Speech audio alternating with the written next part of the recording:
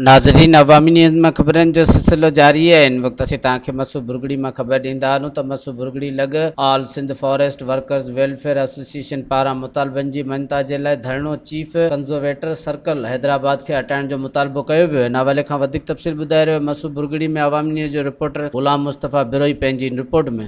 नाज़रीन, असीं इन वक़्तु बीठल आहियूं مسوڀرڳڙي भरिसां मियाणी फॉरेस्ट में, जिथे फॉरेस्टरनि जो जेको आहे धरणो लॻल आहे। अचो त अवामी न्यूज़ पारां उन्हनि सां ॻाल्हि ॿोल कयूं त उन्हनि छा चवणो आहे। फॉरेस्ट वर्कर वेलफेयर एसोसिएशन ऐं फॉरेस्ट जा मुलाज़िम जेके असां इहे गॾु कया आहिनि, उहो हिकिड़ो बद किरदार ऐं बदमस्त कंज़रवेटर हैदराबाद ज़फ़र वसाण, जेको जीअं असांजे सिंध जे सदर शमसुद्दीन खोसे साहिब सां ऐं उनजे क़ौम खे नाज़िबा लफ़्ज़ जेके ग़लति ॻाल्हाया आहिनि, उन जे लाइ असां परज़ोर मज़म्मत करियूं था। वज़ीर आला सिंध सैयद मुराद अली शाह साहब ऐं असांजो मिनिस्टर सैयद नासिर हुसैन शाह साहब ऐं BPP क़यादत फॉरेस्ट वेलफेयर एसोसिएशन शमसुद्दीन खोसे कंज़रवेटर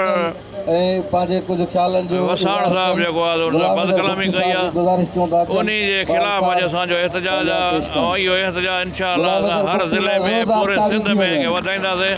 जंहिंजे ख़िलाफ़ ऑफिसरनि घटि वधि ॻाल्हायो आहे ऐं असांजो मर्कज़ जो सदर आहे, असां उनजे क़ाबिल एहतराम आहियूं। असांजा ऑफिसर जेके आहिनि उहे बि असांजा क़ाबिल एहतराम आहिनि। असां उन्हनि खे गुज़ारिश करणु चाहियूं था त असां पंहिंजे हक़नि ते ऐं पंहिंजो हड़ताल बि कंदासीं, नाकाबंदी बि कंदासीं। ऐं असां शमस खोसे साहब जे पुठियां, शमस खोसो अकेलो न आहे, पूरी सिंध जी टीम जेके फॉरेस्ट वर्कर आहिनि, असां बाक़ाइदे रस्ता बंदि कंदासीं।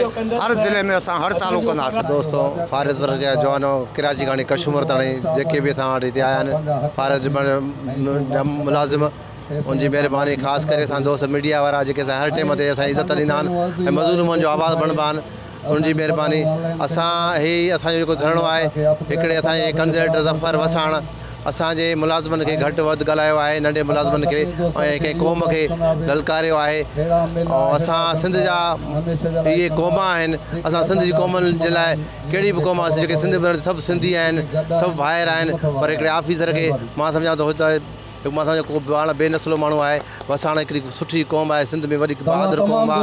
असां सभिनीनि खे अर्ज़ु कंदासीं साईं वज़ीर आला मुराद अली शाह साहब, बिलावल साहब खे, साईं नासिर हुसैन शाह मिनिस्टर खे ऐं सेक्रेटरी फॉरेस्ट के चीफ कंज़रवेटर साहबनि खे त इहा इंक्वायरी रखी वञे। जेको बि असांजो कुझु नाजाइज़ थियो हुन असांजे सदर सां। ॿियो कंज़रवेटर ज़फ़र वसाण कई आहे, उनजी पुरज़ोर अपील था कयूं त इनखे हटायो वञे त हैदराबाद मां, सर्कल मां।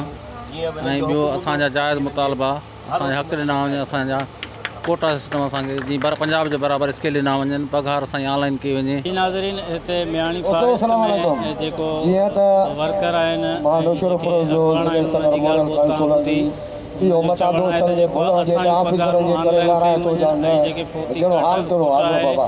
असां सभ खां पहिरियां इहो जेको असांजे शमस खोसे जे ख़िलाफ़ ग़लति ॻाल्हायो हुयो, असां उहो बर्दाश्त न कंदासीं। ऐं ॿी सूरत में जेको असांजा ऑपरेटर मारिया था वञनि, उन्हनि जे ख़िलाफ़ असां हर ज़िले में हड़तालूं कंदासीं ऐं असांजूं हड़तालूं जारी रहंदियूं।